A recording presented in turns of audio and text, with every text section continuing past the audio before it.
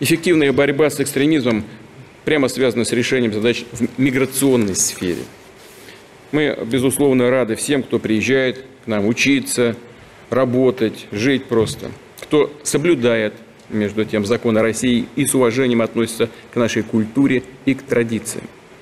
У таких иностранных граждан, ну и прежде всего у наших соотечественников, приезжающих из-за рубежа, должна быть возможность свободно и без бюрократических проволочек оформить все необходимые документы. Однако нелегальная миграция, деятельность преступных группировок, которые строят на этой нелегальной миграции свой криминальный бизнес, должны быть самым жестким образом выработаны против этих людей самые жесткие меры. А любые проявления экстремизма, нарушение правопорядка, незаконная трудовая деятельность служить основанием для быстрого принятия и исполнения решений о высылке таких людей за пределы России и о запрете на въезд в нашу страну в будущем. Аматстар, урматтуу мекендештер, мен Каракулов Мурзапа жолоонуучу юрист. Акыркы болгон Россия Федерациясынын мыйзам өзгөртүүлөр боюнча токтоло кетет элем.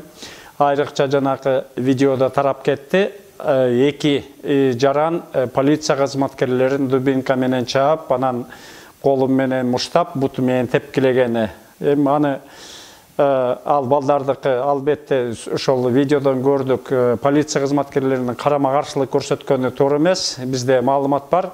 Бирок ошону мен эскерте кетет элем. Эми азыркы убакта аларды камакка алып койду. Албетте кылмыш жоопкерчилигин тартышат.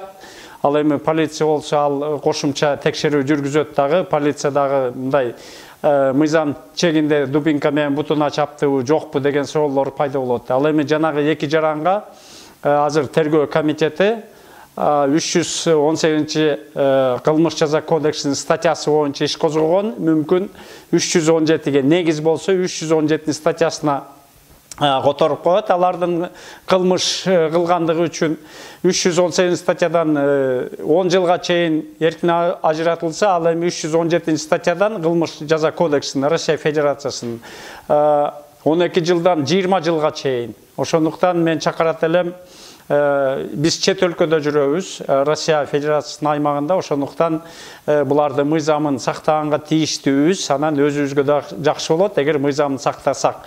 Арыкча ошол кылмыш кодексине каралган кылмыштарды жасабасак. Себеби ошол мисалы үчүн биздин 1-2 жаран ошондо кылмыш кылып видеого тартылып, анан ошол башка эле кишилер тартып туруп видеого чыгарып койсо, алардын салакаты же значит жаман ошол кылмыш кылганны биздин башка жарандарга барына дагы таасир этиши мүмкүн. Ошондуктан азыр проверка жүрүп атат. Өзүңүздөр билесиздер, анын Россия Федерациясынын эң жогорку бийликтегилер ошол тапшырма буйрук берди.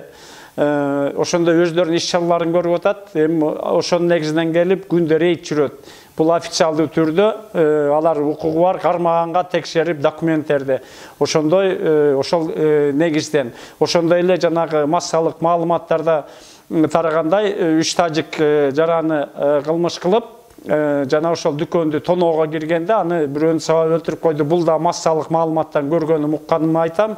Ал да таасир этти. Ошондо Россиянын жарандары, ошо Россия тарабынан ошол укук коргоо органдарынын кызматкерлери булар келип эле кылмыш кылат деген ойду ошол бекемдеген болуп калабыз да. Ошондуктан мен азыр мындай документиңерди так кылып, анан эгер көп эле зарыл иш болбосо, мүмкүн болсо көчөгө деле чыкпай Москва шаарынын же областтын башка райондоруна, башка жерлерине барбай эле ушул мына проверка катуу болгондуктан мындай этият болуп, сактанып жүрүңүздөрдү мен суранат элем. Ошондой эле биз чет өлкөдө дагы айтылып жүрсөк, булардын мыйзамын биз ошо сактап, мыйзамын колдонгонго биз милдеттүүбүз.